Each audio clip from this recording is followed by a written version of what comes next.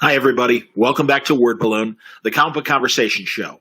John Suntress here. I'm really happy to present a great conversation with James Tucker. Now, you know James. He is the supervising producer and writer of such films from The Flashpoint Paradox all the way to Justice League Dark, Apokolips War. But even before that, James has been an integral part of DC animation, going back to shows like Batman the Animated Series and the Superman series, Batman Beyond. He was a key writer and producer on that, and Justice League and Justice League Unlimited. When Bruce Timm decided to step down as being the supervisor producer of the DC direct-to-video movies, the DTVs as they call them, James took over and had a 15-film, 7-year run, starting with the Flashpoint Paradox, ending with Justice League Apokolips War. He's not done. He's not retiring, but he is stepping down from that, I think, overall supervising producer role. And what we're going to see James doing is he's already got a few pitches in mind. He's kind of taking a break, and that allowed him to talk to me about some of his plans moving forward in animation. But we spent a lot of time on his whole career. We do focus on these 7 years and 15 films between Flashpoint and Justice League Apokolips War. But we also talk about Superman and the Legion of Superheroes. That's coming out on Blu-ray very soon. That was James' first show as a showrunner. He also did, of course, showrunning with Michael Jelenic on Batman, Brave and Bold. And that's the first time that I encountered James. We had a great phone conversation, he and Michael. And in subsequent years, in press roundups and red carpets, I've had managed to talk to James here and there. He's been on Word Balloon a few times, just himself, hanging out, just like this episode we're going to bring to you today. I'm really excited to present this conversation with James Tucker on today's Word Balloon. Now, it's all brought to you by the League of Word Balloon listeners. Thank you greatly, League, for your support via Patreon, patreon.com/Word Balloon. I should announce, and I'm going to give more detail to the patrons. Patreon has been asked to start including sales tax for patrons, so that might impact your contribution. I'm doing what I can to minimize the amount of money that it will impact your donations. And please let me know, because I really don't know. It's a sliding scale internationally, and I know I have international League of Word Balloon listeners.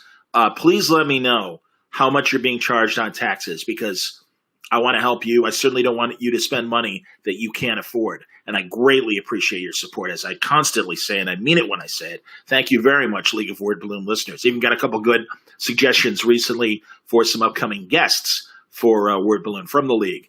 And believe me, I am keeping those in consideration. Word Balloon is also brought to you by Aftershock Comics. You might have seen the little lightning bolt that started things off. Hey, here it is again.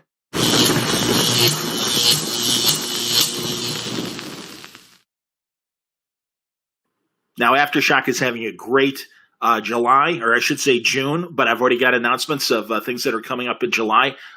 Free Comic Book Day has expanded to Free Comic Book Summer. It starts in mid-July, July 15th, and goes through mid-September. And Aftershock's contribution for that is a great new book. It's Dark Arc Instincts, and it's by Cullen Bunn and Antonio Fuso. And if you've enjoyed the Dark Arc series, it's a new chapter, but it is a good jumping on point for that as well. Of course, last week we saw the debut of SOS. SOS, with that great David Mack cover, has an anthology of stories to support our shops from people like Cullen Bunn, Stephanie Phillips, Zach Thompson, Steve Orlando, Jamie McKelvey, Jerry Ordway, and Aaron Douglas, among others. Really great stuff and deserving of your attention. Now, the first wave of those books have already hit stores, but it hasn't hit everywhere. So if your shop doesn't have it, make sure you contact Aftershock Comics through your store and see what they can do. That book is priced at the store's discretion. So in some cases, it might be a freebie for people who have, a lot of stuff in their pull box. It really is dependent on the store. Diamond is footing the bill on this book, but it's there to support the store, so they might charge you something. Talk to your store, go to their website. You'll find full story descriptions, preview pages of art, and the diamond codes on how to order these books through your local shop at AftershockComics.com. All right, let's get into it now. This was a really great conversation with James. I'm happy to have some Q&A with everybody afterwards. So, and before we start, John, I just started watching Doom Patrol, liking it a lot. Any suggestions for issues to read? Well, geez, the whole Grant Morrison run is very, symbolic for the TV show, and I would recommend that. I also think Paul Kupperberg had an excellent run on Doom Patrol as well. So, two suggestions for you in terms of what to do for catching up on Doom Patrol. I have to confess, I haven't had a chance yet to watch the new episodes. I really spent my time rewatching some of the great DC animated movies in preparation for this conversation with James Robinson. Without further ado, let's bring it to you now, James Tucker, talking about the DC animated universe, his contributions to it on today's Word Balloon. Man, I'm so happy to welcome James Tucker back to Word Balloon. Man, it's great to see you. It's good to be seen. I can't think the last time, man, it's been at least 5 years since I've seen you, even in a video capacity, face to face. So great to see you, man. That's good. Yeah. Hey, it's good to talk to you again. That was a fun interview last time. I appreciate that, man. Seriously. I asked you more than about your work, and I really appreciated you talking as much as you did about just, DC animation in general and everything. But man, you got a couple things. First of all, I'll save the old stuff for later, but let's talk about Justice League Dark Apokolips War. Wow, what a crescendo, man. Yeah. That was great. And then seriously, I didn't realize that, you guys had, forgive the phrase, an end game with this story in terms of, I didn't know, because again, it's the last chapter of what you started with Flashpoint Paradox. Yeah, I mean, did you just figure 15 was a nice round number to wrap things up? What was the plan with this? Well, there was no plan. I mean, I got into doing these movies quite by surprise because, initially Bruce Timm got a show sold. He was doing Green Lantern, and he needed help on the movies. He actually was saying, "I need someone to take over the movies from me," and it was right dovetailing into when I finished up Brave and the Bold. And so he just asked me, he basically just bequeathed me the DTVs, because he had done a bunch and he was feeling a little burned out. And so the Green Lantern show came right at the right time for him. And so basically just traded off. He gave me movies. He took a series slot, and I thought I was just going to keep going with what he had set up, which was the one-offs. And in fact, we had a couple of scripts in development that we were about to start. And Flashpoint actually we did two movies. I keep forgetting the chronology. The first movie I did was Superman Unbound, and so that was a standalone. And then the next movie was Flashpoint, which, as conceived, was a standalone. When we started doing it, we just thought, oh, we're adapting Flashpoint. Little knowing that what was going to happen. So we finished Flashpoint. And so 8 months later, as we were finishing up the editing and stuff on Flashpoint, we get pulled into a meeting where they basically tell us, we're going to do this New 52. We're going to mimic the comics and use Flashpoint as a jumping off point to this New 52 world. Which, you know, at the time, I mean, in all honesty, you know, it wasn't setting the world on fire. You know, we were, and as producers, and we were comic book fans, and we were kind of feeling the same hesitancy or wariness about the New 52 that I think a lot of comic book fans were. But it wasn't up for debate. So Sure. So what we quickly, you know, I figured out, well, if we're gonna, so the movie Flashpoint hadn't come out yet. We were finishing it, but we were, you know, told to make it somehow launch into a new continuity. And so I said, well, and so the new continuity, we knew with the first movie, like New 52, was going to be Superman. I'm not sure. God, I get my chronology all mixed up. It was going to be Justice League War. Okay. Which was an adaptation of Justice League Origins. So I went, okay, well, we need to tease some sort of dark side thing coming. And so that's when we put at the tag end of Flashpoint, we added the Parademon coming out of the boom tube. And so that kind of gave us in the end to Justice League War. And so the continuity kind of started a little bit retroactively with the Flashpoint. So it was there. To answer your question, there was no plan. I just had to kind of make it up as I went along because I didn't know how long they were going to stick with this. I didn't know how. You know, with the movies, the DTVs, you can't plan that far ahead. At least I couldn't at the time because at the time they were only greenlighting Batman and Justice League movies. Superman, they were kind of cold on because Unbound, I guess, didn't sell that well. And actually before that, whatever the Superman movie before that was, didn't sell very well either. So they were kind of worried about even pushing Superman. So it was just Justice League Batman. So I knew to build a continuity, I only at the start had those two franchises to use. So, and so I had no way to plan for an ending or in my head, as we started making the movies, I would kind of pinch a little bit off and save it in the back of my brain about, oh, maybe we can do something with that later. And so it was kind of building continuity on the fly. Okay. All right, that was a long answer, but James, that was excellent because honestly, it inspires more questions because for a long time, given how long it takes to make animation, yeah. A lot of times, you know, they tweaked obviously post New 52, went back to some classic designs and even ideas, and unfortunately, you know, you guys were kind of stuck with, hey, we still got to use Superman with kind of the Monel collar and the no shorts. You know, the thing is that, you know, you're right. You said movies work on a different time frame than comics. A comic can start a continuity and a month later change it. And often do. Yes. But with movies, you know, we're setting up these assets. So every design we are doing for a movie, the part of the reason we were also doing this is because they want to add more movies to the slate.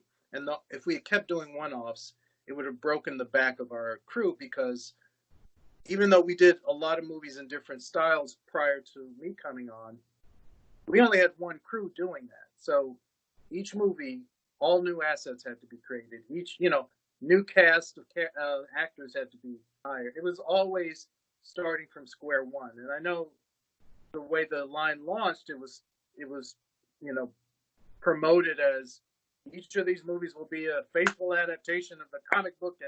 And you know, they announced that. And then once they got into the heart of it, they realized they couldn't do that because comics and movies aren't the same. Sure. But anyway, to keep the budget, to keep putting out movies on the slate they wanted, we had to come up with some way to do it where it was a series, where we could use assets and carry them over from movie to movie. So that was a practical reason to do a continuity.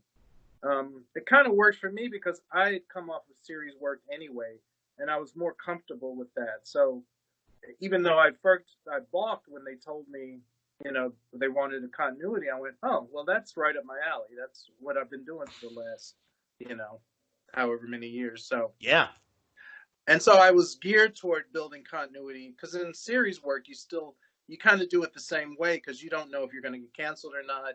You don't know what pieces. So you have to build it as you go, which is more interesting to me anyway. But I don't know. Did I answer your question? Oh, absolutely. No, and truly, this is it's great to hear how it organically kind of came along, and film after film, you kind of tied things together. You use the umbrella of the Justice League to introduce new characters. And I mean, literally, as you were just explaining, I was bringing up the list of the movies because now, we can even talk about those as we continue the conversation. Some of the chapters leading to Apokolips War. But back to the last movie, because it is a last movie, I guess, from a continuity standpoint. Yeah, Man, for epic. as far as that continuity, yeah. Yeah, They're epic, doing man. more movies. Well, certainly, and I know the Superman movie is on deck. Just in general, as far as animation, were you involved with this new Superman movie? Nope. Okay. Apokolips War is my last one for the foreseeable future. Okay. But I don't know. I never say never. I have a feeling there are movies in my future, but right now I'm taking a break. And actually, it's weird that the quarantine coincided with me finishing that movie. Well, I did some stuff before, because I was in the midst of helping post on DC Superhero Girls, which is another story. Sorry.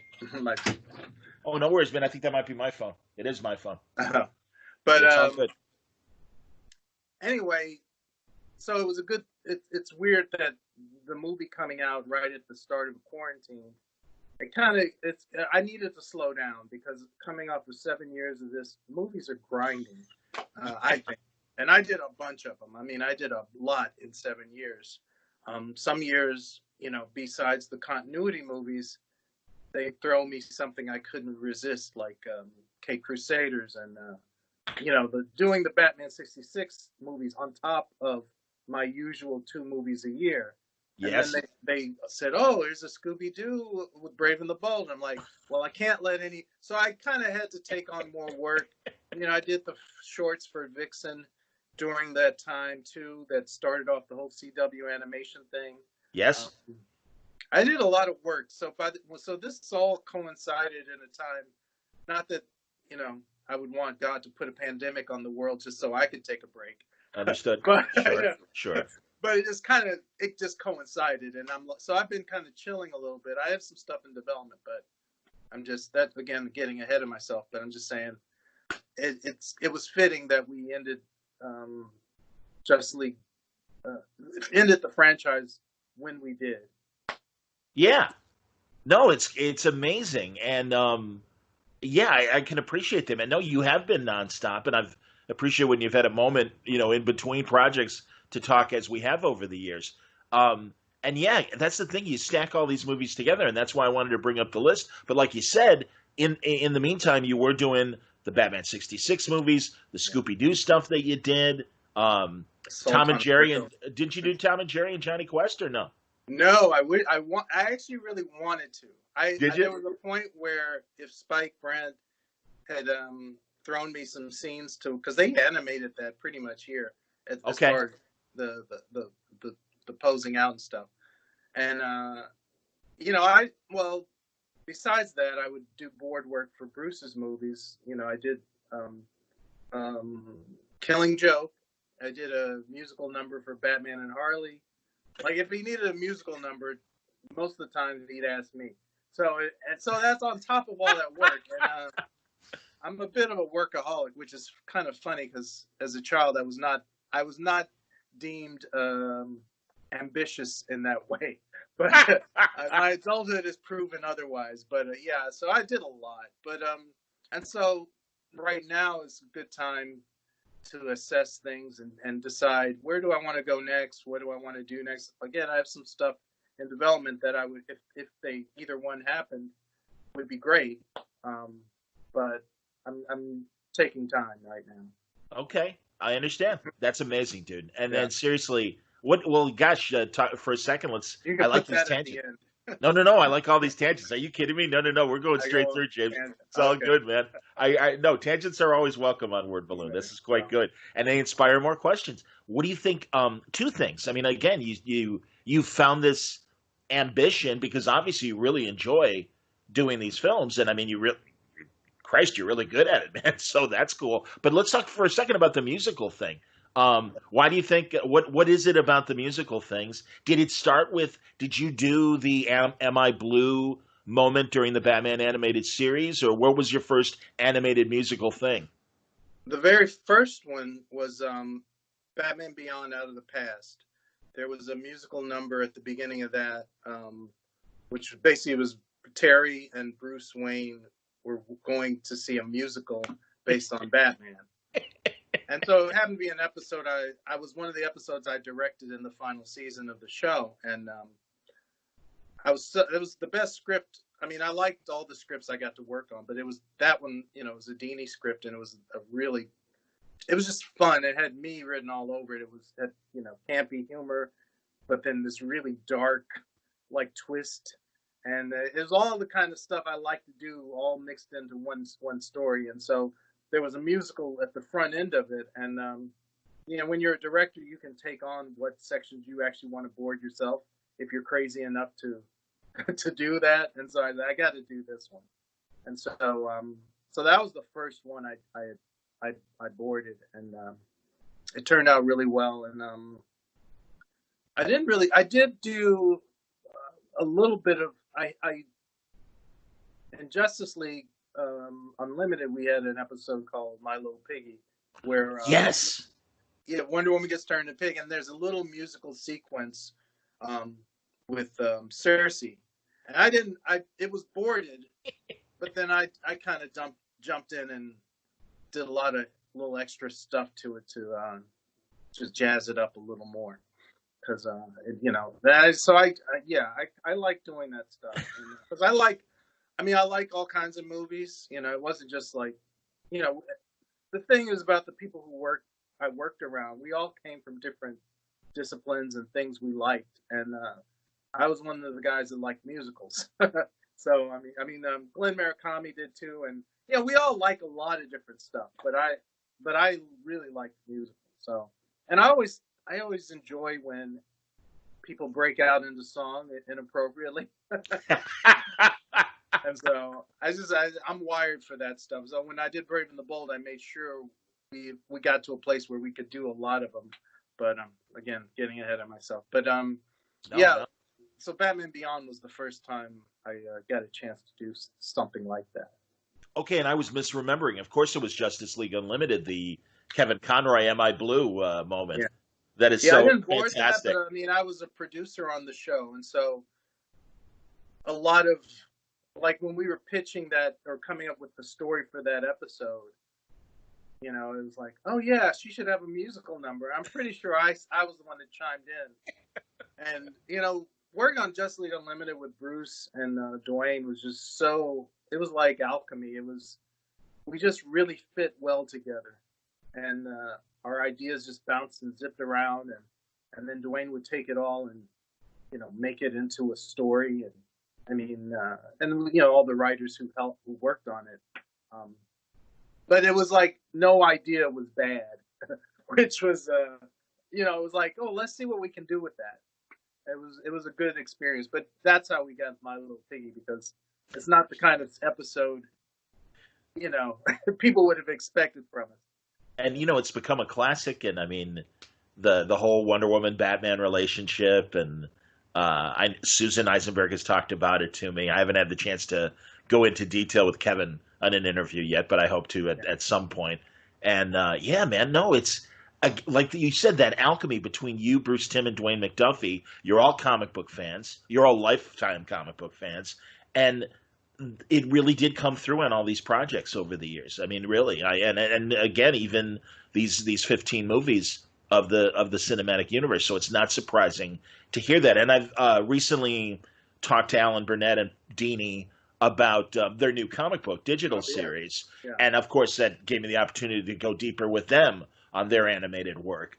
And yeah, I mean, it's just And that's I always say too, and I know you were busy with the movies, like Justice League Action. I always felt didn't get the exposure it was due, and I understand. Network regimes change, priorities change, but it's a shame because that was a cool project. But enough. We'll talk about your stuff and Mhm. get back to Apokolips War. Um, Man, I mean, seriously, what an epic movie, and it's great to do an end of days kind of apocalyptic, story where characters can die and be. I mean, that great time jump, and also like Etrigan, just because I'm like, wait a minute, he didn't rhyme. And of course, right away, it's like, yeah, he doesn't rhyme anymore. What's Yeah. the point? And that was fantastic. It's just really cool characterization and choices for the characters because they face this no-win situation or they're already defeated. I mean, and I guess I have to ask because from a timing standpoint, were you guys thinking about Avengers Endgame across the street when you were planning this movie? No, not at all. In fact, we had finished the script and boarded it and shipped it overseas maybe like a month before. I mean, I don't keep the schedule in my head, but I know Yep. I had we had done the movie and it was in the process of getting animated, which takes about 6 months to 8 months, total. Sure. And so in that time, so we shipped that, I guess it had been shipped like in January. So I don't know, when did Endgame come out? May, I I don't believe. remember. I want to say May. Okay. So yeah, so I'm sitting in the audience, and this has happened more than once, mind you, because there's ideas are just like in the air, and then they anyway. And Yes. I'm sure people audibly heard me audibly say the F word once I realized what was happening, because I was like, oh, and so I knew though that I would get those comparisons. I was totally shocked though, and I don't want to get into the weeds on this, but the comparisons to the Zack Snyder stuff, since I had no idea what they were planning for those, for what they intended to do. So when I was hearing, oh, this is kind of like, this is well, not kind of like, they were trying to say we were somehow inspired by it, and I was like, we had no clue. They don't tell us anything about what features are doing until they tell us we can't do something because features are doing it. Okay. So, so I didn't know. We went into this just. I mean, again, we're all movies, TV, animation. We're all pulling from the same source material. Of course. So it's like, okay, we comics. It's all comics. We're Yep. not looking at other people's live action stuff or other people's animation. We're going to the source or other things. But anyway, I just No, thought that's that it was funny to hear those comparisons. I'm like, we had no idea what was going to happen. But Alan Moore in that great documentary where he's kind of like we are right now, facing the camera and stuff, made the whole point of and used the invention of the steam engine and how it kind of came about in different parts of the world at the same time yeah, because I mean just events were leading to that. And right. Fulton was doing it here in America, and I can't remember the Italian inventor doing it in Italy. So no, I get that, and like you say, it all Yeah, comes from the source material. And certainly over the decades, there have been plenty of end of game sort of, yeah. It's not a new idea. I mean, it's yes, not. It's not a particularly original idea. It's just it fit. You know, and maybe I was in a weird headspace when they told us to wrap it up. I probably wasn't happy about it. So, and I think I tweeted this, but I'm like, if you're kicking me out, I'm gonna be like that tenant who messes up the apartment before I go. And so I'm like, I don't want to leave anything for anybody else to have anything nice. Although that's not true. Actually, we had an original ending for the movie that was a little more of a handoff to whatever the next movies were going to be, and it was a less bleak ending actually. But I'm really glad we kind of ended it where we did, where it was bittersweet and a little ambiguous and wistful. And it was, I mean, we had a choice of adding a tag to it, and ultimately we didn't go that route, and I'm so glad we didn't. But yeah, I it stands on its own. But yeah, I was in a dark place when we conceived it, and so messing, the tone of it going in was definitely dark, fittingly dark. It was great, man. And honestly, I was expecting, based on the title, more because I wasn't watching it. I don't like watching the trailers, especially for animated movies, because they're shorter. And it's like, no, I want to Yeah, be surprised. So I was expecting that Justice League Dark team that they yeah, created. yeah, And instead, so whatever cathartic motivations were to create the story, again, we had these like really big character moments from the beginning. And I mean, just where the heroes were, having been defeated by Darkseid, having Darkseid ruling the earth. I mean, I always loved depowered Superman, yeah. and kind of a shell of himself, but still the integrity is there, the fight in him is still there. So that's a great thing. And I mean, Batman being corrupted, Luthor. I always love when all of a sudden it's like, oh yeah, you always forget that Luthor's core motivation is, I want to save the planet. Yeah, I mean, yeah, he wants his name up on yeah. top to say, no, that was me, but that he does care about humanity. So Yeah. that was kind of a fun turn, and also getting Rainn Wilson to He's play Luther. awesome. I mean, he was our Luthor, of course, for Death of Superman and Reign of the Superman, and I mean that was Wes Gleason's suggestion, I believe.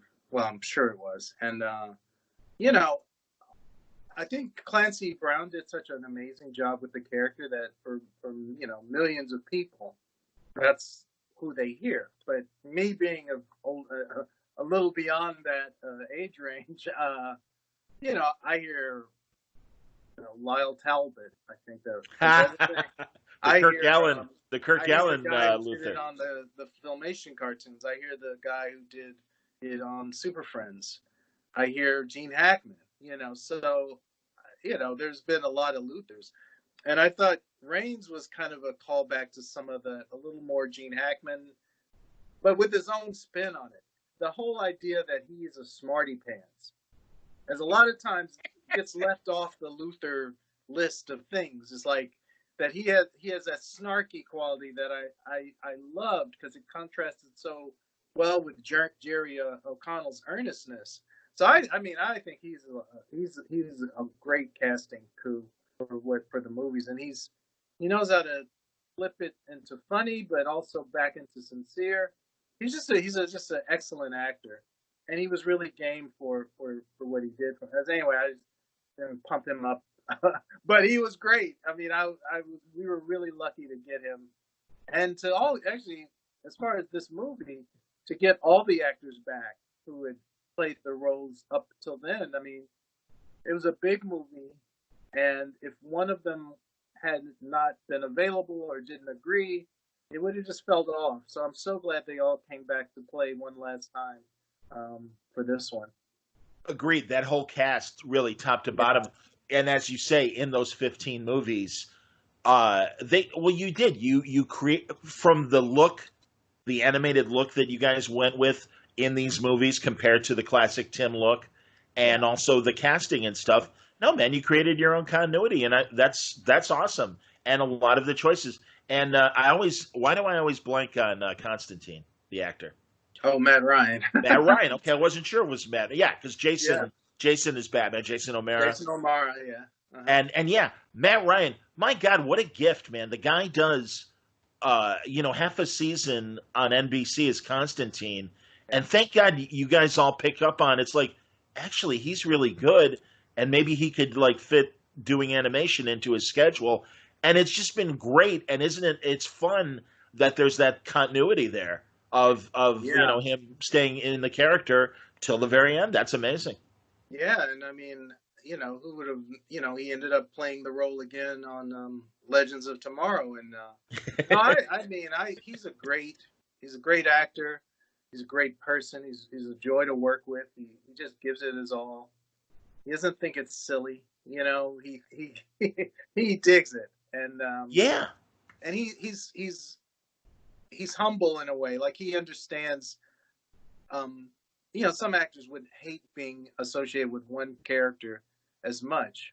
But I think he understands that he can do theater, he does all kinds of other things. He just, it's just a good gig. And so, and the fans love it. And, the thing about doing those kind of roles is you will always have fans. Like, he's set. Absolutely. Yeah, he's But, got his core. You're right about that. yeah, Well, and also it's a quality that I always respected, even going back to the '60s of Adam West and William Shatner, in yeah, terms of they bought the reality of what they were working with. Oh, okay. Hey, I know it's a piece of paper mache that's supposed to be a rock, Jim Kirk, yeah, but I'm right. gonna throw the rock and I'm gonna react to it like it's a rock. And the same with Adam West, and that's terrific. And yeah, man, it's that joy of that. And on that tangent, I should ask really quickly about the last Batman '66 movie, Mm. Batman versus Two Face. What a gift getting William Shatner to be Two Face, Oh, and yeah. seriously having these two literally '60s icons finally getting a Yeah. cool thing. I mean, I don't know if they did an early TV thing before they were famous. They did a pilot called, oh, was it Alexander the Great? I was going to say some sort of almost Greek or Roman thing. Yes, Yeah, yeah, because I didn't remember that, and so when we were recording, I don't know if it was we were recording with Adam or William. I can't call him William Shatner. He just said you don't call him William. that's cool. Uh, but one of them said, "Oh no, we worked together." It must have been Adam West, because he remembered working with him briefly on that the pilot.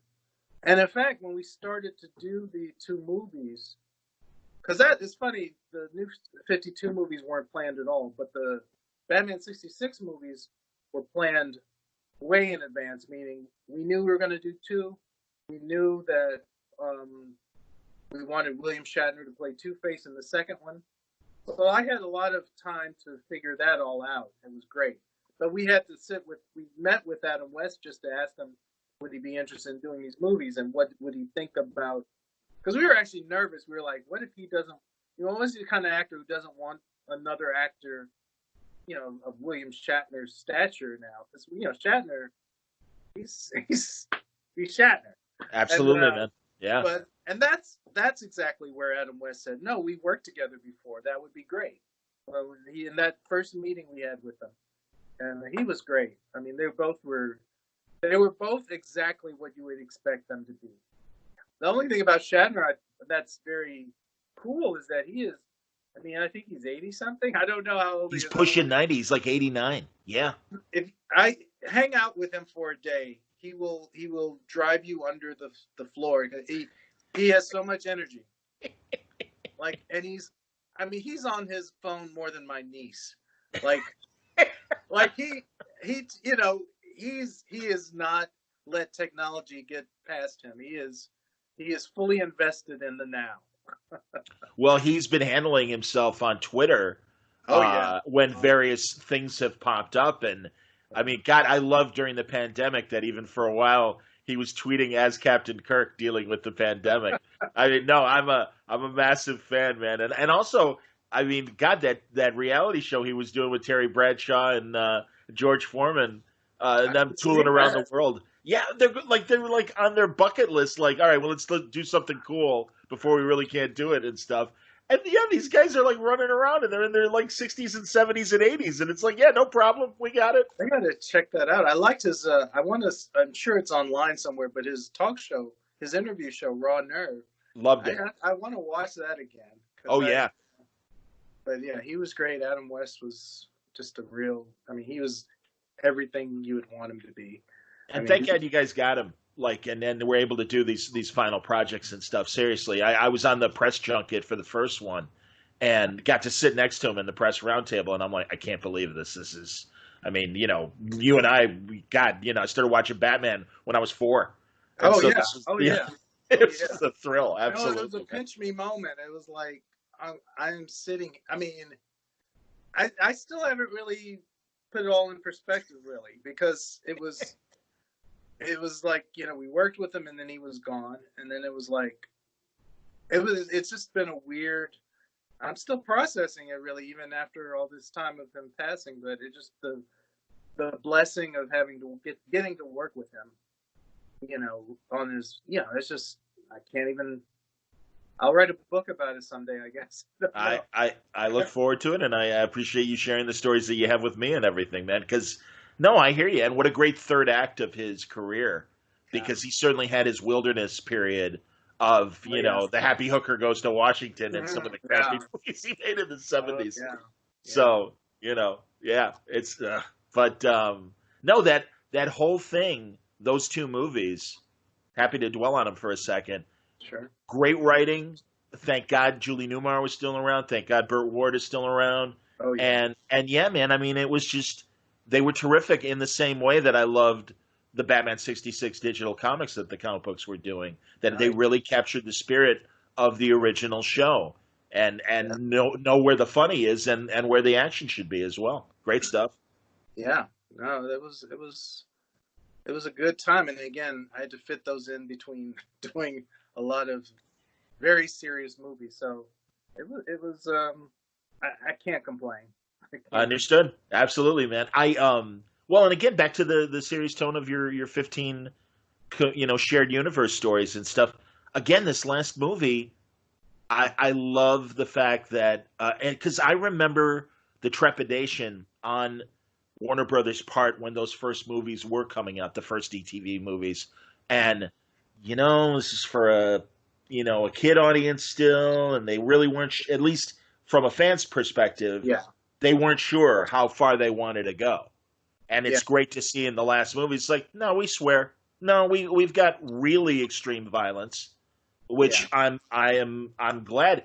Again, I really think American serious animation, grew up with your guys' movies. And you guys, so if you don't mind talking about that in terms of I think the willingness to get more adult. I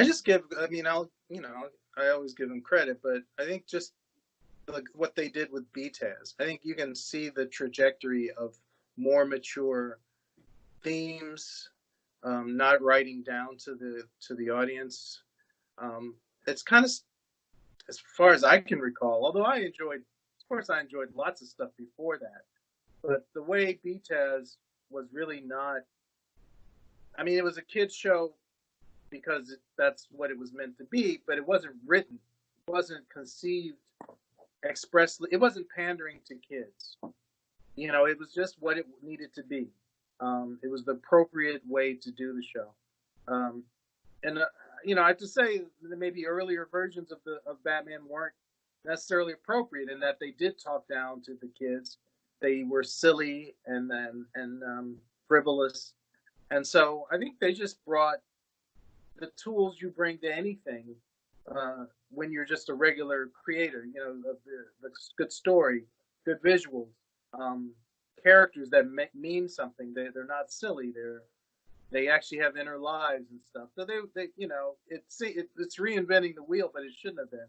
Or it's like it feels revolutionary, but it shouldn't have been, because that's what we should all be doing anyway in animation, and especially action animation. And that you see the whole trajectory from that. You jump to a show like Gargoyles, and then it just all it all kind of started this snowball effect of more matureness in shows. And when I don't say matureness, because there's ways to be adult and be completely ridiculous. Sure. It just means you're not softening what you're doing because you're worried about how a kid might interpret it. Yep. We were kids and nobody was softballing stuff for us, at least not until the 70s, and that stuff was mostly crap. But all that's to say is when we got to the movies and we didn't have, broadcast standards, people telling us what to do, and they were just movies. And it just came down to if home video thought they could sell a PG superhero movie. Well, at first they were worried about R. Like, R was something they held off on for a long time. And in fact, 2 of my movies got R's and had to be edited to be PG-13. Throne of Atlantis and I forget them now. Okay. But I think Bad Blood. That would make sense because that Yeah, certainly got violent. Sure. yeah. But it's funny. Right after that, I don't know if it was Justice League Dark or Killing Joke. Anyway, once they did an R movie and it sold well, then every year they try to squeeze in some R, or they weren't afraid of the R rating anymore. And so when they, so yeah, it was Justice League Dark. The first one got an R rating, and it did well, and they were happy with that. So the way these movies panned out, we did Wonder Woman, and I always thought the final movie, or I don't, well, actually not the final movie, but I thought what became Apokolips War was actually going to be Darkseid War, because we set up at the end of Reign of the Superman that Superman is saying we need to take the fight to Apokolips, and that was the throw to what I thought was going to be a regular Justice League movie that would be Darkseid War. And we were also knew we were doing a Justice League Dark adaptation sequel. Okay. So it was two separate movies. But then the word came down that we need to wrap everything up. And so basically my Darkseid War movie and my Justice League my Justice League Dark movie got mushed together.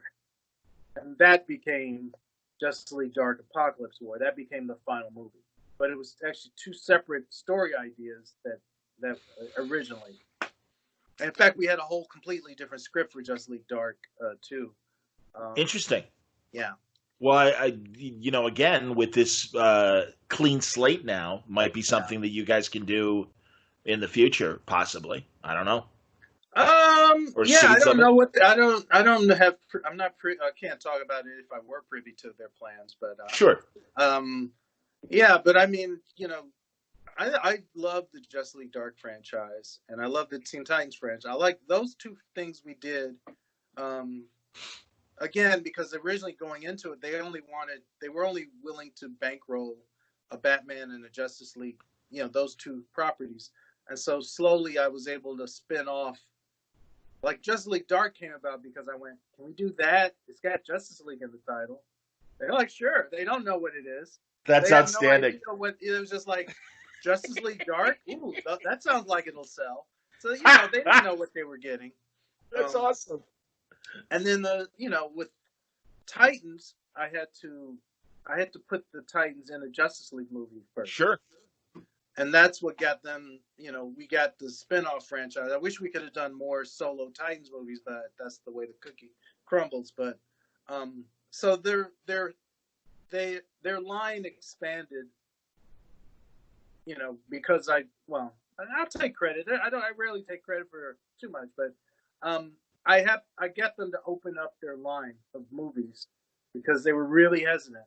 And I'm glad that was, if anything, from doing these, I'm really happy we were able to touch on some other characters and give other characters a spotlight and have ensembles of various DC characters that either hadn't been in animation or hadn't been in movies, or so I don't know if that's the legacy of that 7 years. That's fine with me.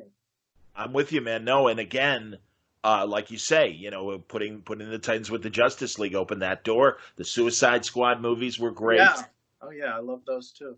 Really, and seriously, I'm glad you mentioned Throne of Atlantis, and now that I'm mentioning, especially the first Suicide Squad, one of my buddies, Heath Corson, and what he did writing those movies and stuff. And that's the thing, man. Seriously, top to bottom, great crews, great writers, great animators. Did you in terms of when you started exporting the animation designs and what we got for a lot of your movies and stuff, did you look at different studios? They obviously have that anime feel to them. I don't know specifically which house you guys went to for the animation design. Several. Okay. Phil Barassa was the character designer on the line of movies, and so he kind of, he also designed Flashpoint Paradox, which we were both talking. I mean, when we were talking, because his style morphed a little bit over the course of the movies. Yes. But when he was coming off of Young Justice, the first, iteration of Young Justice. Yes. And so we got put together to do some we did a small development project, and then we started working on. We did Flashpoint actually first, and we enjoyed working together. I kind of pushed him to kind of, because we thought Flashpoint was a one-off. We weren't trying to set a style. We were just trying to get away from anything that felt like Bruce Timm style. And so he went into a more anime flavored. He pushed himself toward that. And prior to that, he wasn't very. I wouldn't have described his style as excessively anime. But then after Flashpoint came back and we had beautiful animation on that, and then we got the mandate to do the New 52 movies, he really came up with a lot of interesting designs, and we worked together to kind of, we didn't want to mimic exactly the New 52 designs because, a lot of them wouldn't have animated very well. And so we were like, okay, it's inspired by New 52, but it's going to be our own thing. And so, like, his Wonder Woman design is completely different. I don't know. I like the design work, and I like the high collars. I don't know. It was something different, having worked on all these characters for so long. I was like, I don't mind that because it kind of unified their looks a little bit. Because not, some like Green Lantern had the same collar the Superman had, and I didn't mind it. It was something different, And so, but anyway, to answer your question, we on all of these, we always have more than one studio working on movies. So I think we had 3 studios at any given time. And so, they just we basically send them designs and they have to interpret them. And I see. Some of them interpret them really well. Other studios aren't quite as good, but it all balances out if the designs are strong. Were they working simultaneously on the same film, or were they working on different films? No, back then, I think they may have changed it up now where they actually, split movies up amongst studios. Okay. But back then, you sent one movie to one studio, and because it's just easier to traffic all the information and stuff. It can be a mixed bag. I just say it's really hard to guarantee consistency with the overseas animation studios. You just really don't know what you're going to get because we're sending them stuff. The studio across the street is sending them stuff. There's other productions in the building we're in. Like my company is also sending that same studio that's working on my movie. Like 12 episodes of it. So it's like a lot of, you don't know what you're going to get back. You can hope you can fix it in editing a lot of times. Gotcha. Okay. How do the movies play internationally? I have no idea other than I read tweets, as response tweets, and they're from all over. Sure. And so I don't know. It's weird. I think we caught a lot of flack being lumped in with the New 52 comics that people had problems with. Although, like anything, I foresee that there will be nostalgia for them by whatever group of kids. Everything that we think is junk. There's a generation who's being exposed to those characters for the first time, and they end up growing. It's a revenge thing. They grow up to loving that stuff, and then we have to hear about all the stuff we thought was crap, how great it is. But I know anyway, you that's another time. But they were. The New 52 was catching a lot of flack from the fans. Maybe it could have been done better. I will say this: not every New 52 book was bad. There were a lot of good things. I completely agree. And the concept itself wasn't flawed. I really liked what Grant Morrison did with his Superman books at first, and I wish we could have folded a little more of that into him. It was kind of strange, but of course that's Grant Morrison. But of course. But anyway, I think all that's to say is I think our reception overseas for these movies was a little more even-handed than what we were getting immediately at the front end of it in the States. Interesting. I'll tell you, your comment about what kids love when they're kids and then they get their revenge. Hey, man, Justice League Detroit. Again, you and I are close enough in the same age. And tell our hatred of that to Brad Meltzer and Judd Winnick and Jeff Johns, and they love it. And they made it work, which I love even better. That's the hope. as an older fan is that younger generation is like, yeah, but what you guys overlooked were these really cool things, and Yeah. then they do make something new, and you're like, yeah, you're right. Never mind. That was actually you're right, and I agree Well, completely with the new 52 perception, and yeah, especially the Grant stuff.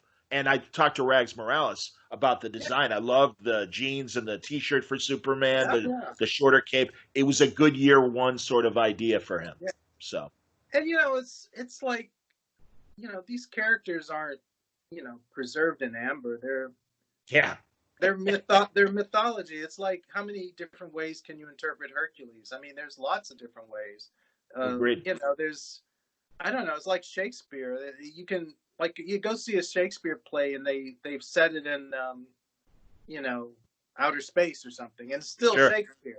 So I wasn't and I mean Chuck Patton's a friend of mine, so I did not dislike Justice League Detroit, just for the record. All right, fair enough. I understand. But again, fans are territorial. We like the thing that got us into it is what we love, even though the history before that could be radically different, and the things that came after will be guaranteed to be different. We like that universe that we entered in on. Of course. And it's just I don't know. I think because I have to work with this stuff day in and day out, I'm not as precious anymore about what is the proper way. I have issues with the live action more than I do the comics or the Interesting. Okay. But I don't know. I just it's if whatever generates new fandom to me is okay. I mean, and like I said, there's going to be people who are when they hit their 20s, all we'll hear about is New 52. New 50. They may be there now. I don't know. New 52 is almost. Is it 10 years old yet? Yeah, it's already 10 years old. You're right. Yeah. So, yeah, get ready. There's going to be a lot of people defending it. But it was what it was. I don't know. Well, again, I'm off the topic, but No. This is all good, and I again, these are great points of view, and I'm glad we're talking about this stuff. The you mentioned your production company. Are you? And again, I don't want you to spoil any projects that you're not ready to talk about. yeah. But have you, during this time, did you have time to do non DC and not? I mean, I know you've done other Warner Brothers stuff, so Yeah. non Warner Brothers stuff. No, I'm kind of on a holding pattern right now, just because I got some stuff in development that is DC related. And if either one of them goes, I would be happy to make them. And if they don't, then I'll assess if there's other things out there for me. I mean, I'm game for anything at this point. I've kind of felt like I did what I came here to do, if that makes sense. I got all the DC out of my system that I had to. I mean, I understand the properties. I think I know how to make a DC show by now. I mean, I think I have a good track record with the characters and a good relationship with the company. And so I think if I'm going to do it, and the great thing about DC is their characters are so malleable as far as interpretation. Like you can really it's like Elseworlds. Like their characters are rich for reinterpretation. Yes. Which I don't think Marvel doesn't work that way. Marvel is kind of rigid in that if you have to do it a certain way for it to feel Marvel. You know what I'm saying? Like I do. The characters aren't. I think because this is going to sound like a slam, but DC characters aren't locked into their personalities. Meaning, DC characters sometimes don't have personalities, and you can put them in any situation. Like the original Justice League, they were all interchangeable. Like Absolutely. they had no inner life, and it was fine because they were, but with Marvel, Peter Parker is Peter Parker. Miles Morales is Miles Morales. He's a different thing. But I'm just saying, you can't make Peter Parker a sergeant in the army. I'm with you. Like he's, you can't. He and Steve Rogers aren't interchangeable. their personalities are part of what makes their character. And so if you get the personalities wrong, which, some Marvel movies before the new wave got them wrong a lot, that was Absolutely. the 90s Captain America movie with the fake Matt Salinger. ears Oh yeah, woof. and the Absolutely, man. stallion Red Skull. I mean, how wrong can you be? I mean, it's like, yeah, if you get details wrong in Marvel, it's not the same. But Batman, you can, we just did they just did, I didn't produce it, Red Sun, and that's what I mean by you can take the tropes of the character and change it and make Yes. it really, really it opens you up to doing all kinds of different themes and lighter stuff, darker stuff. You can tonally, I think the DC stuff has a much more wider bandwidth. It'll be interesting to see the Doctor Strange movie that it's going to play with alternate versions, and also I hope they're still making that animated What If that they were talking about. Yeah, Because both of those I think sound intriguing and might be an attempt to change things up as far as Marvel. But I do agree with what you're saying, at least what's worked for Marvel so far. And like we say, again, going back to the comics, DC had 20 years of or maybe not 20, but 10 years of Elseworlds to kind of play around and stuff like that. So no, I totally agree with what you're saying. And we should mention, because I do want to talk about the fact that they're putting the Legion series on Blu-ray, and that was one of your shows. Absolutely, man, great show. And that was a show that played with both light themes and darker themes as far as both seasons. And I loved all of that, and especially again the trajectory specifically of a character like it wasn't Beast Boy. Who was it? Was it Chameleon? No. Bouncing Boy? No. No, who turned bad at the end and was such a hero worshiper of Brainiac 5. Brainiac 5. Yes. Thank you. Yeah, man. Sorry, man. I haven't watched it lately. I should. Oh, that's cool. I had to think about it myself. So yeah, but that whole trajectory was really cool, and also the two different versions of Superboy, Superman, and that future version and everything. That's again, man. You had the classic Legion tropes, but then introduced new ideas in both seasons as well. Yeah, Legion was the first season was the first solo producing gig for me. I mean, I had been with Bruce Timm on his shows, Justice League and Justice League Unlimited. And so, I was a part of it. I contributed a lot, but at the end of the day, those shows are his worldview. Sure. And, they're all of our worldviews, but filtered through him. He was the decider of what ultimately made it on screen. But I hadn't had sole ownership of something, meaning, my vision was what had to guide, the ship. And so I hadn't really developed my own vision at the time. And that's the struggle, I think. I don't know. I don't know if all first-time producers have, but just finding out what did I want to present. And so the first season was kind of a dry run for me, where I think I got maybe 70% of what I had in my head out there. I mean, it was a lot of growing pains on that first season, and some things worked and some things I didn't like at all.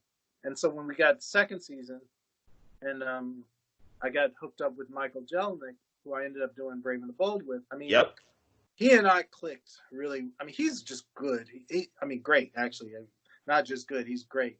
Great to work with, a great person, really talented. And, the thing, and this is another tangent, but people don't give story editing the credit it deserves in anything.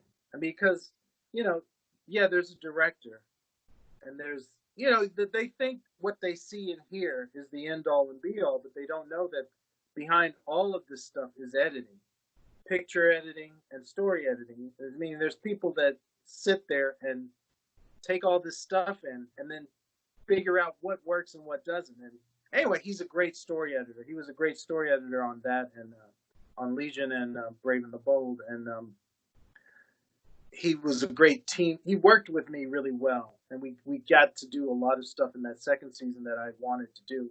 And that's where the darker tone came in. that I would have, it would have been hard to get otherwise.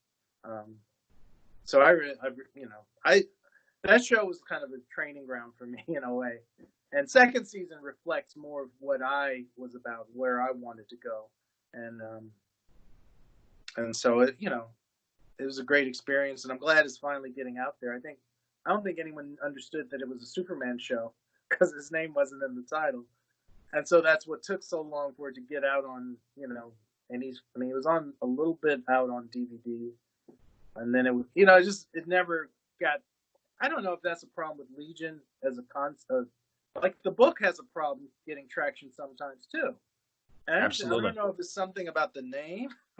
I don't. It's such an on the nose name, Legion of Superheroes, that I think it doesn't excite certain fandoms. I mean, the fans of the property who know what it is are, fanatical. I mean, Oh yeah. And I'm one of them. I love the Legion, but I don't know what it is. It's something about that name or the property itself that has a hard time getting traction. I don't know how it's doing lately. I mean, I've seen a lot of the stuff and it looks exciting. It's just it's one of those weird properties that's a little problematic. Agreed. And I think even in the comics, as you say, I mean, there have been great creators that have put their spin on it. Mark Waid and Barry Kitson. And, I mean, God, even during the New 52, they brought Paul Levitz back to write it. Yeah. And it's like, you think, well, and again, us growing up, it's like, well, that's a no-brainer. That's going to be a hit. And I loved it. But again, you're right. It just didn't find its audience. And I give Bendis and Ivan Rice, the guys that are working on it now, a lot of credit for trying to come up with, the new ideas and stuff. Yeah. And also, it always fell victim to the changing continuity because it was a Superboy offshoot. Yeah. And then, well, he's not Superboy anymore. So now what do we do? And then over the years, sure, I bet. But I thought you guys had a good solution, and also with the same in the comics in terms of Jeff kind of making it. Well, it's that in between period. Do you remember in the 70s they had that backup feature of it was called Superman: The In Between Years, and it was basically his college years where he wasn't quite Superman, but he wasn't Superboy anymore. Yeah. I loved that growing up. I always thought, I'm like, that's cool. I want more of that. And again, that's why I appreciated Grant's work on New 52 and everything too, because I'm like, no, that's interesting to explore. But yeah, so did you hear both positive and negative from hardcore Legion fans while you were making it? Well, the Legion fans, there's factions, and so. And I follow their message boards and stuff, and none of them agree on what it's. Again, it goes back to whatever era they started reading is their hallowed area, their sacred area. And I'm like, but Legion of all the, I mean, it has had the most reboots and reimaginings, I think, of any property that DC has. Great. So and it's set in the future, so that complicates things, and so. I'm like, you either have to be just down with the Legion concept and just kind of roll with. I mean, my era was the 70s and Mike Grell and tail end of Dave Cockrum. Yes. And it was like young romance. If you're a young kid and you're looking for, what do they call it? Aspirational figures, like you look toward older and the next stage up. And so those Legion comics looked like young romance comics. They looked, I don't remember any action, but I remember who was hooking up with who. I remember Brainiac 5 and Supergirl having this doomed romance. Yes. And then, the Levitz era where some of them were married to each other, like Bouncing Boy and Triplicate Girl. Right. So I remember Saturn Girl and Lightning Lad, absolutely. And Monel and Shadowlass being together and stuff. Yeah, good stuff, man. I loved all that. I think that's nobody really remembers the adventures. They remember the romance. I mean, I think Dark's I'm forgetting the name. Mordru? He's a villain, but I can't remember any exact episode stories. But I'm talking the Dark Side, the big arc. Right, the Great Darkness Saga. Great Darkness Saga. I'm with you, buddy. That's probably the only time I remember an actual adventure having stakes and stuff, and Yes. the Sun Eater and some of that Yes. stuff. But it was all more about Pharaoh Lad feeling alienated than it was about them stopping the Sun Eater. So I don't know. The things you tap into the Legion are more.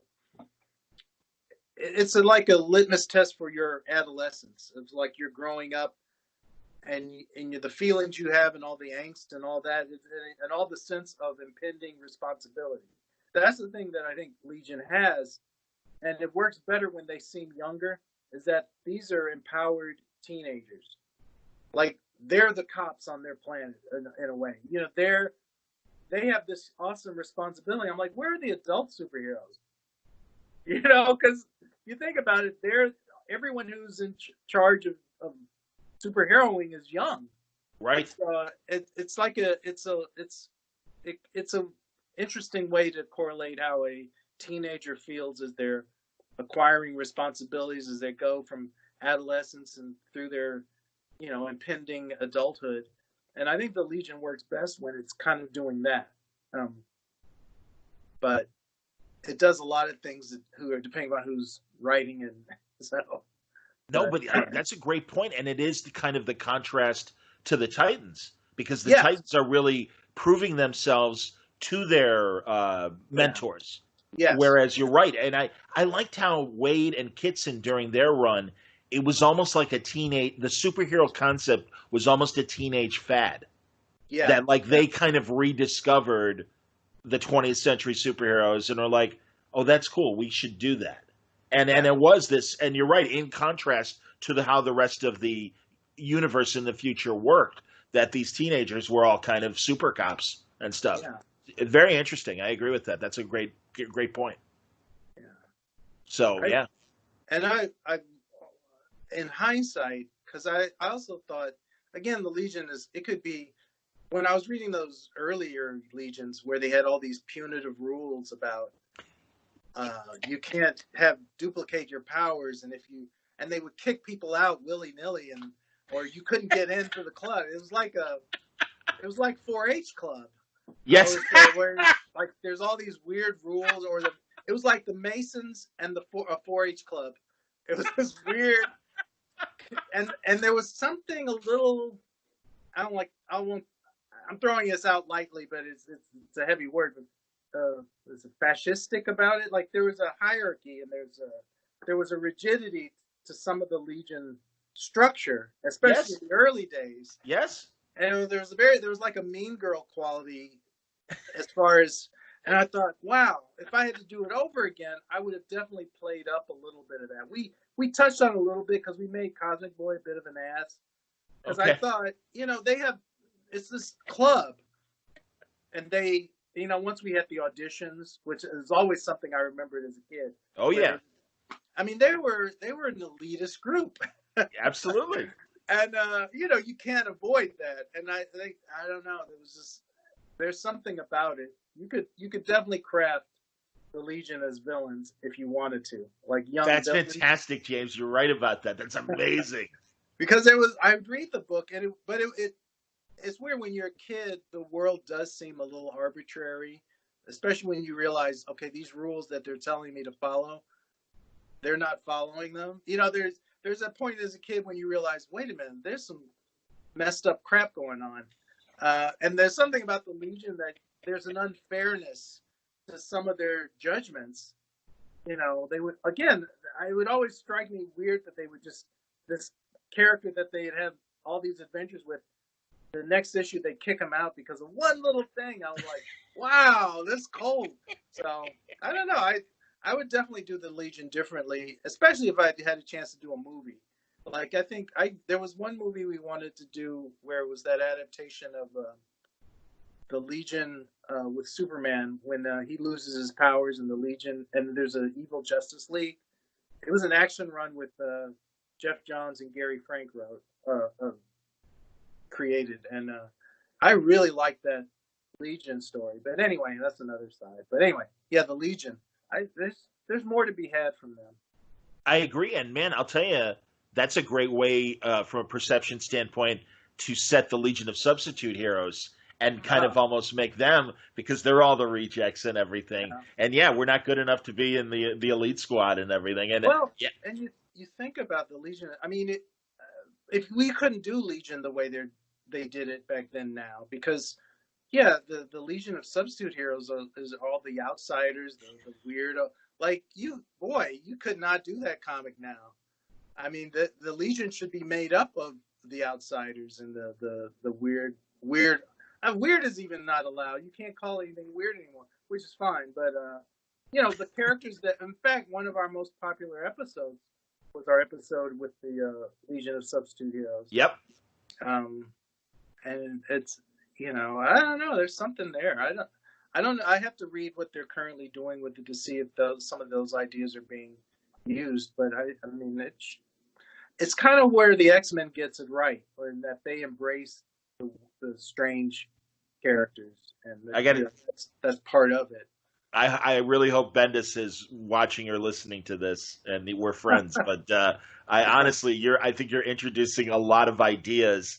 And if Brian is only going to do a certain amount of comics, I think you're introducing some really fresh concepts that the Legion should explore, and I think would be terrific. And I'm sure you were a fan of the 5 years later Levitz, Keith Giffen period. Do you remember that, where they were all? I've read Legion on and off.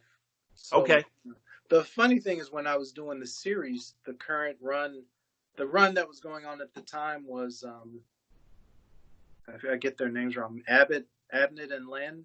Yeah, Abnett and Lanning. Absolutely, that was really good stuff. And the art was by Olivier Coipel. Coipel, absolutely. Coipel, and I thought that stuff really influenced, not literally, but that's the stuff I was reading at the time to kind of see where the Legion was currently, and again, they drew them really young, like they were clearly young adults, teenagers.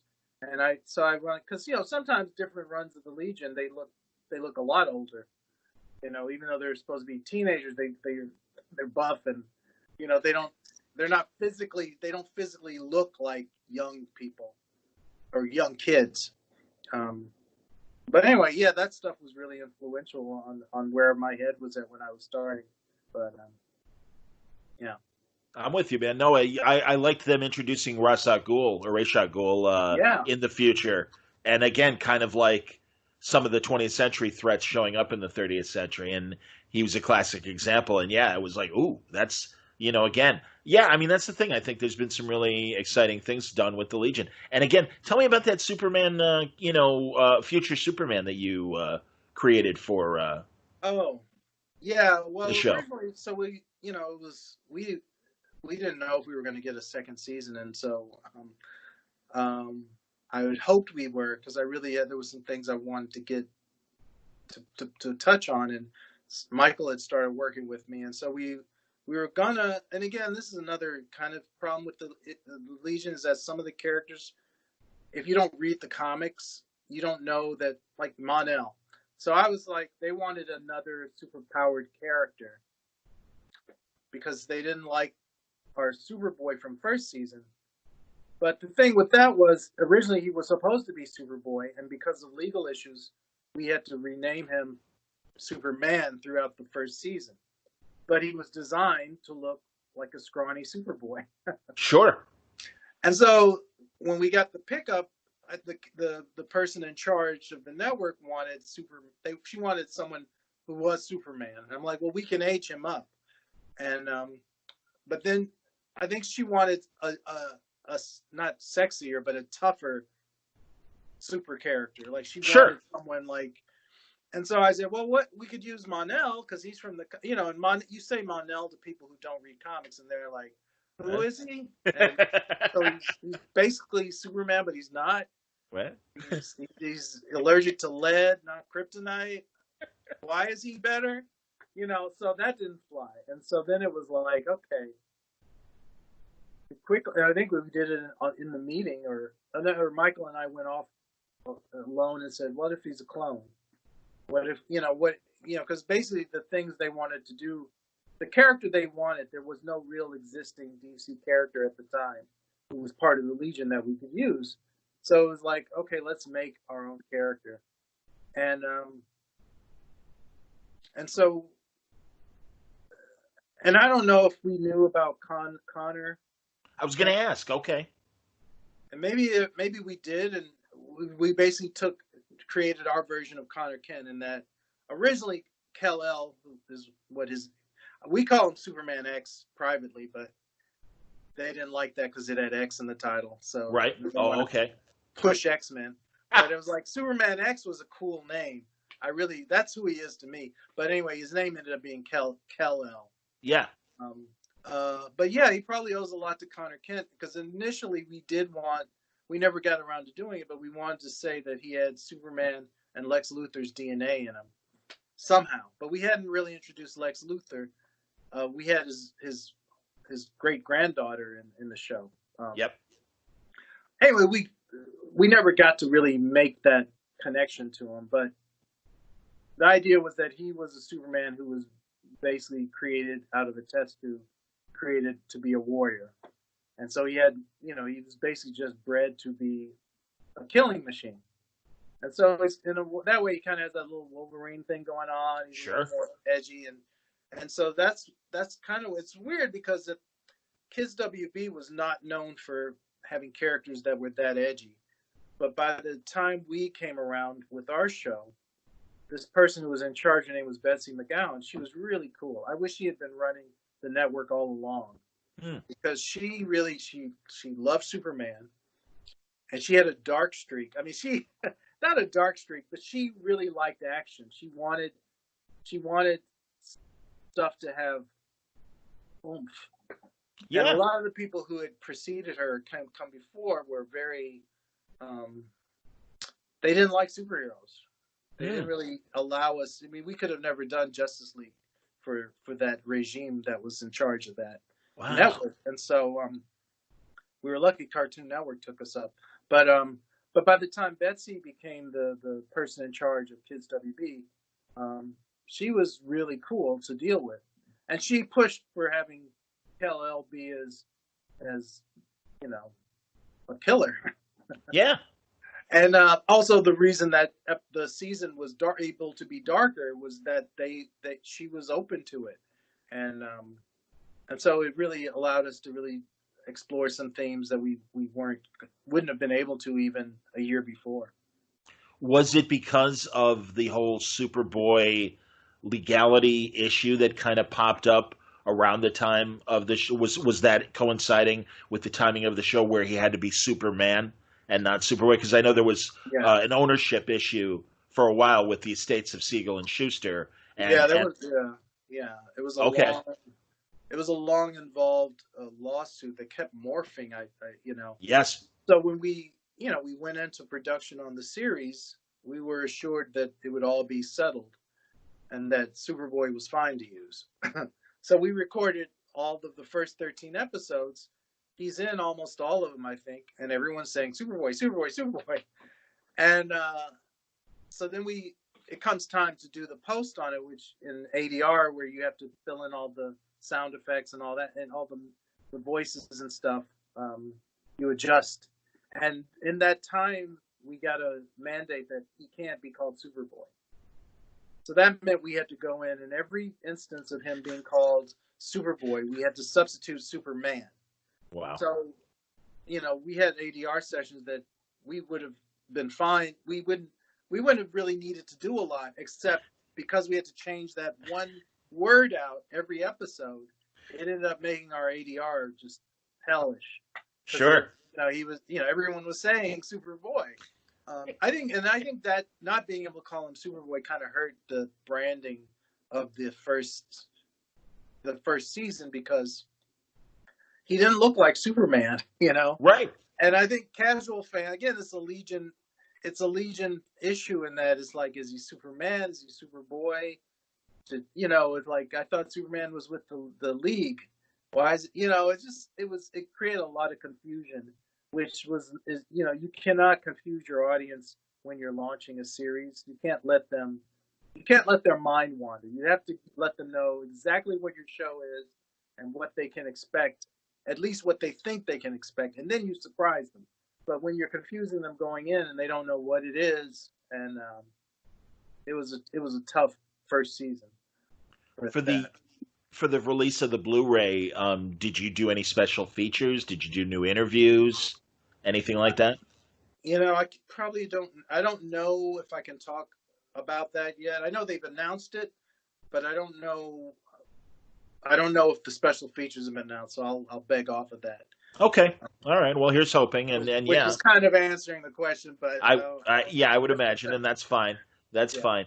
Um, well, from a supervising producer capacity, and obviously you've already said, looking back at the two seasons, that and maybe you already felt that way while you were making it in terms of what you didn't like about the first season and stuff. Mm.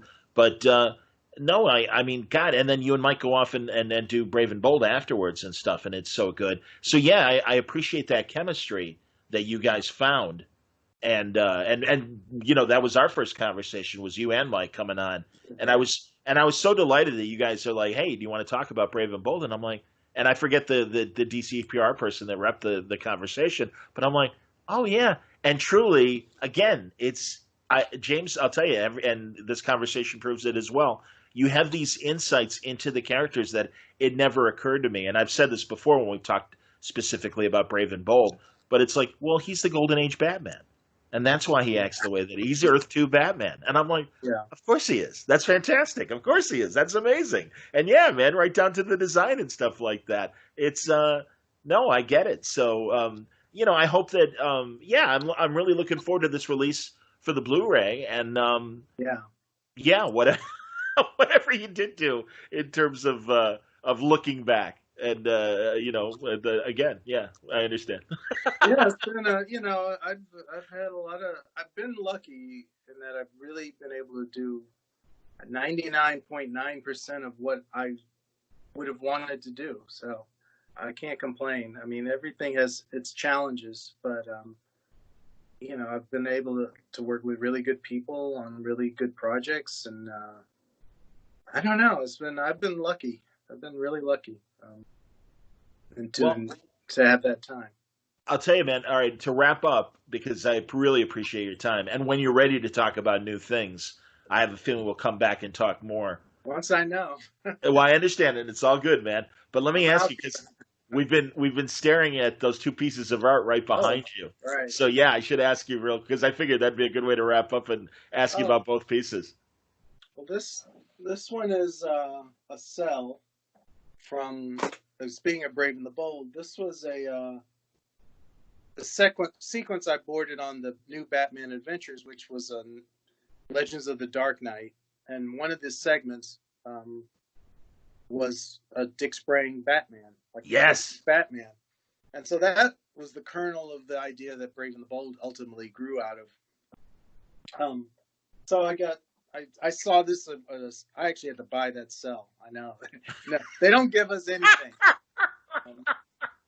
but I Wow. just had to have it because I mean that really helped me in my further. I mean, storyboarding that helped me later in my career.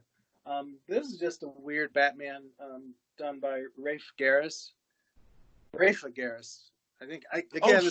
sure. Yes, Yeah, I mean, I love his art. He's kind of like a combo of Richard Corbin and Bernie Wrightson. I And like it. I have several pieces of his, and he's great. I wish DC should use him more because he would be great on a horror book. I don't think he's ever done a horror book, but his Batman. I have a Ninja Turtles he did. Oh, Wow. I have this one. This is a small one. You can't tell. No, it's I just beautiful. love his stuff, and Wow. it's Yeah. like it's dark Batman, but it's kind of campy because it's so exaggerated that it still has the humor that I think is in Batman occasion. I'm I with don't you. know. I like Batman where he's a little goofy, like I understand. potentially goofy. Behind me, and it's way in the distance, I have a Batman animated series. That's the color piece that's over my shoulder, Oh yeah. that Dan Davis made a print of. And I don't know Oh if I don't know if Dan was an animator or if he only did the comics, but it's in the Tim style, and it's Batman standing on a ledge Ledge. overlooking Yeah. God. So yeah, no, that's great, man. And that Legends of the Dark Knight episode, I Oh yeah. remember Michael McKean in that sequence played the Joker. Yeah. Was it Gary Owens? Was he the Adam It- Westy kind of Batman? yes. Yeah. It was Gary Owens, who I later worked with on Brave and the Bold because he played Space Ghost. Indeed. And yeah, no, that was a fun. That was great because up until that episode, Breataz had kind of set a tone that kind of was existing in fandom about how you should and shouldn't do Batman. And so when we got to that episode, and I think Bruce was at a stage where he's like, I just want to have fun with the characters.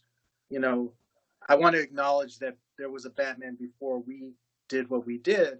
And so that 50s Batman, when I read the script, I was like, they're going to do this. They're going to go there with, they're going to let that be, but it was nice because it balanced out the Dark Knight. They did the two extremes. Yes. In that episode. Yes. And so they basically just gave me that whole Dick Sprang sequence to board, and I even did character design on that section because they were all working on the Dark Knight thing because that was the cool part of the show. But I was like, no, I want this Dick Sprang stuff, and so I had a blast on that, but it stuck with me. And then when they asked about when Brave and the Bold came about, I didn't know what I was going to do with it. We were exploring different visual options. And I don't know if it was Bruce or someone had seen that episode and went, why don't you do that? And I was like, really? You'd let me do that?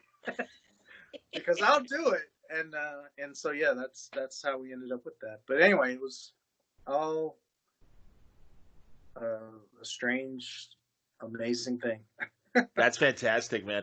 And again, I think back to that Brave and Bold episode where you had the Justice Society. And it's great. And isn't it interesting that you had a chance to do DC's past and DC's future with the Legion and stuff? And that's the one. If I could request, or if I had money that I could throw to you, James, and Warner Brothers would let us do something, I would love to see you do a World War II Justice Society story. I would. I would. Oh, that would be great. That would be great. Again, I'll go off on a tangent, but I was just watching the Stargirl show. What do you think? I love it. Me too, man. Really, really, it's on the mark because absolutely. I don't know. I like a lot of the CW superhero shows, but it's coming from that CW kind of, I want to say, angry teenager standpoint. A lot of the shows, yes, and you're either in the mood for it or not. And some, they're not all the same. They all have different degrees. Agreed. But I think I don't know. There's something about Stargirl that just has so much heart, and I guess because of their kids, but it's honoring the legacy of all this stuff we know as comic book fans. Like, yep, it's very comic booky and yet very forward thinking, and also has a heart. Like, even the villains are nuanced in a way that, I don't know. It's pushing all my buttons. That's all I can say. Love that show. James, I'll tell you, Jeff was kind enough to send me the season in advance, and I've had 3 conversations with him about it. And now he got busy, so we haven't been able to talk episode by episode as I was hoping. But I know we'll talk more. And I agree with you. It's a perfect show, sadly, for this moment in our society. Yeah, and also sadly because of the pandemic and everybody is home. It's a great family show. Yeah. Because as you say, and I agree with you, even the villains, their self-motivations are coming from the heart, and that they have those ties with their children just as much as Luke Wilson does with, and I always forget Stargirl's name, the actor, and I apologize to fans that I don't remember her name, but it's this great positive show. I know exactly what you're talking about. The tone is and they have their action. They have dark things happen. But absolutely. The tone itself is hopeful. Agreed. And I think it's coming at the right time. I really think it's like you couldn't have planned it better. But and I also think I'm almost glad it's happening now because in our life before Corona, I don't know. I personally felt life was going too fast. I felt like we were on a treadmill at some point, and something about this slowing us down because I don't know if that show might have got lost in the mix in normal life before Corona life, BC. But Yeah. and I hope it's getting all the attention it deserves because it's really well done. I really kudos to Jeff and his crew because it has a lot of heart. Agreed, man. And no, from what I'm hearing from Jeff and everything, no, the feedback has been good and things are looking great for a season 2. So that's terrific. So, James, I'll tell you, man, we've been talking for about 90 minutes, and I'm sure you're hungry, and I want to let you go about your afternoon. But as always, man, I can't thank you enough, and it really does mean a lot that you're always willing to come back and give us your insight because you clearly love these characters, and I appreciate the point of view you're able to get across in your projects. And as I always say, and I mean it, continued success. It's been a pleasure watching the evolution of your career from when we first met to where you are now. I'm thrilled that you've got some development things going, and I hope that they get greenlit. And I know that my fear sometimes when I hear, oh, this is the last movie, it's like, oh, maybe he's like, you're young, but I'm like, is he quitting? Is he retiring? Well, you know what I mean? Yeah, youngish. It's not we're not young. It's just we're not old. But I guess you're right. We're not young anymore, but we're not old yet, so it's okay. Right? Yeah. No, I'm looking forward to whatever comes my way. If it's challenging, and I right now it's wide open. So anyone's out there with a good idea or something they need a different perspective on. Yeah. I've just put it out there. I think there's a good body of work that people can examine and go, yeah, maybe we should. And it's exciting, too, again, because of what you guys, I think, contributed to animation, that the door is open. And sadly, too, with the pandemic, it seems like animation is in a position to get things made. And maybe that will change just the media landscape in general in terms of some things that might have either made it or not as live action, I know are being considered for animation because, you can do it sadly from home. And depending on what happens on a live action set, that animation can be achieved while we're on this lockdown. Well, yeah. And I mean, I think it is definitely going to be good for animation. The thing is, there's going to be a lot of people who's trying to do it who don't understand that, animation still takes time. Sure. You can't just, if you want a good animation. I mean, but new technology exists now that you can do things pretty quickly. It just depends on how you design whatever it is you want, because you can't do, Fantasia or certainly Sleeping Beauty. You won't get that in a month, but you might get something South Park-ish. Well, that's what I was going to say. That was what I always appreciated about South Park, was the ability to adjust. And like when Elian Gonzalez was literally still in the headlines, they were able to do a parody like within a week, and you're just like, oh my God. Yeah, their pipeline is I mean, that's kind of the pipeline that if they want animation quick and fast, again, that's what I mean. You design it to, it has to look a certain way. You build it so that it's functional for what you need it to be. But and so I think once people get over that learning curve of knowing what they can and can't get, it depending on how long this all lasts, who knows? It's been interesting seeing what I could do as a producer from home.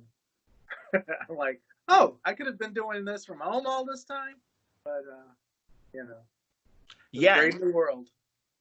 No, you're right, and I think it's going to change the way I think a lot of not just media jobs, but a lot of jobs.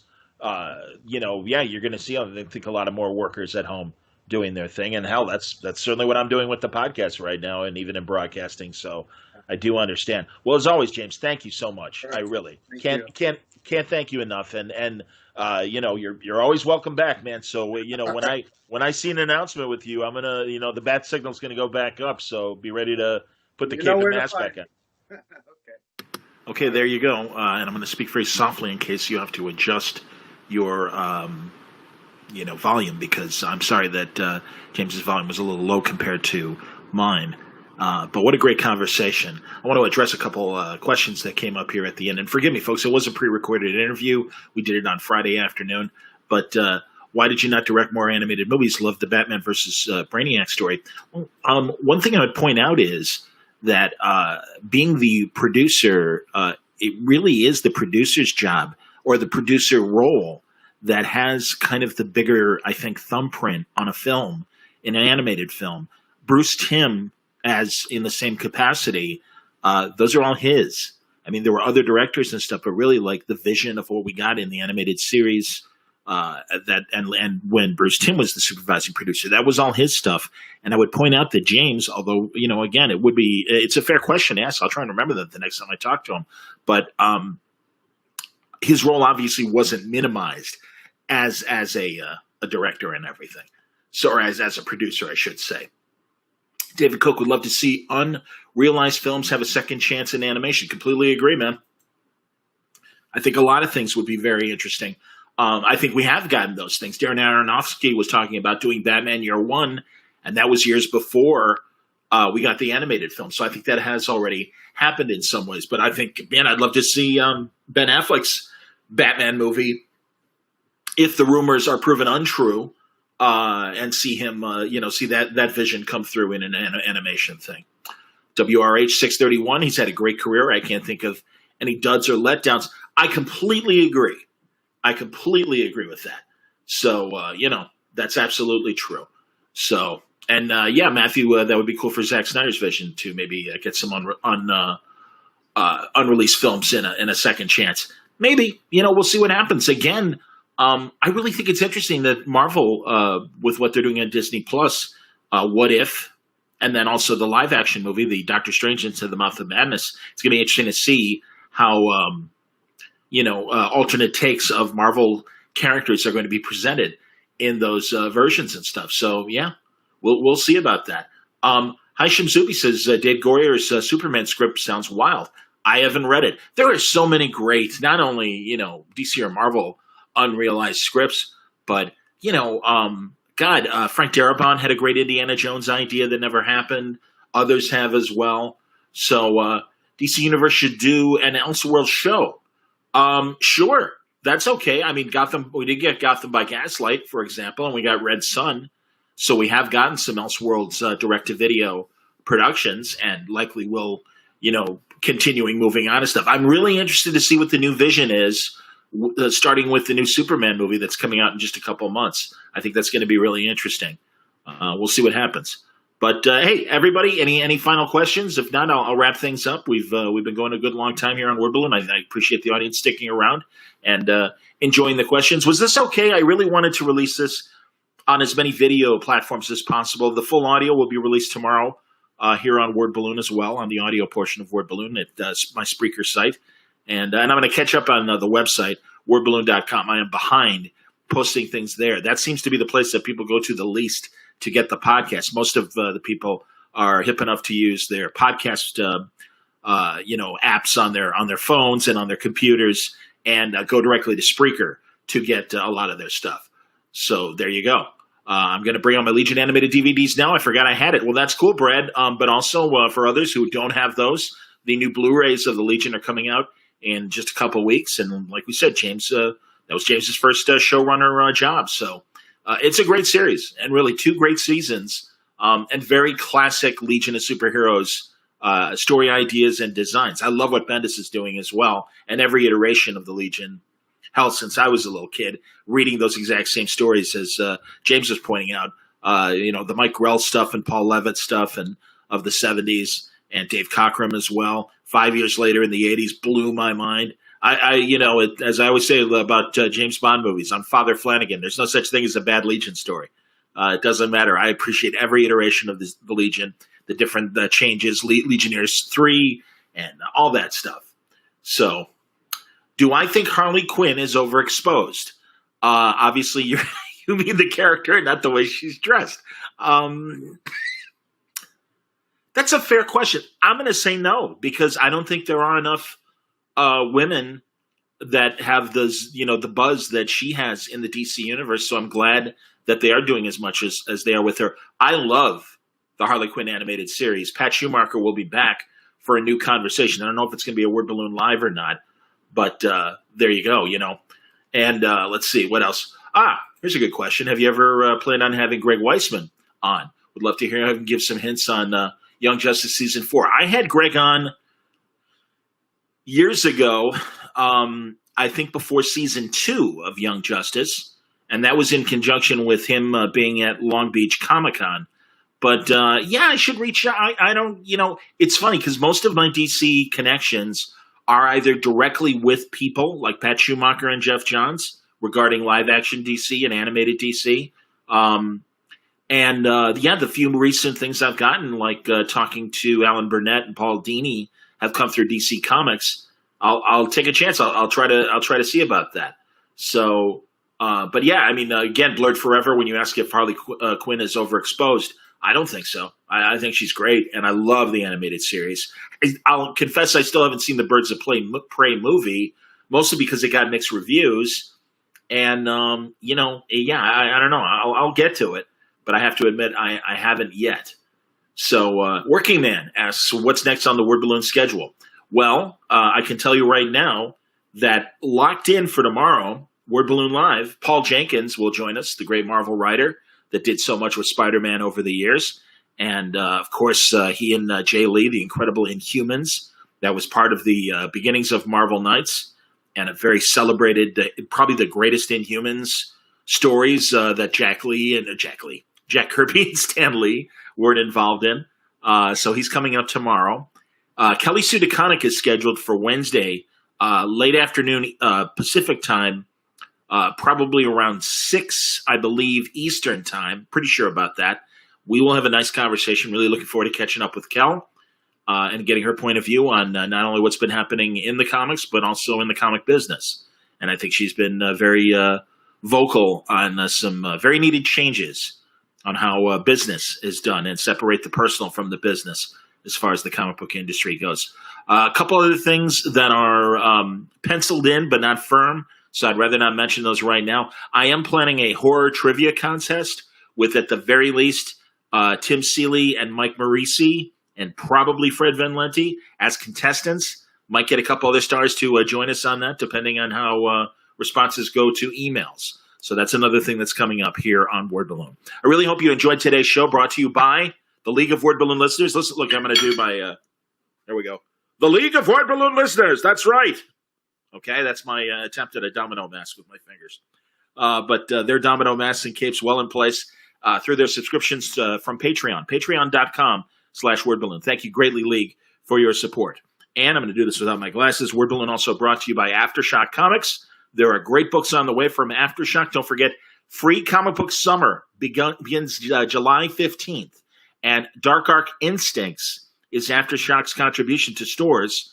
It's by Cullen Bunn and Antonio Fuso. It's a great jumping on point for Dark Arc, and also a great continuation for the story as well. They designed this story in mind of Free Comic Book Summer. Also, the SOS collection with the David Mack cover is available at a lot of comic shops, and if your shop doesn't have it, make sure they contact Aftershock and order you a copy.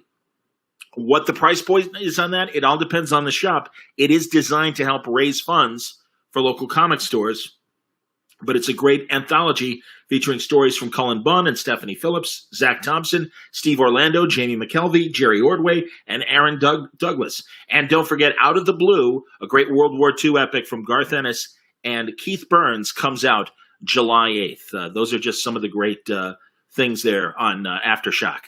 For more details, go to their website, aftershockcomics.com. One more question from Blurred Forever. Who is my all-time favorite writer on Spider-Man?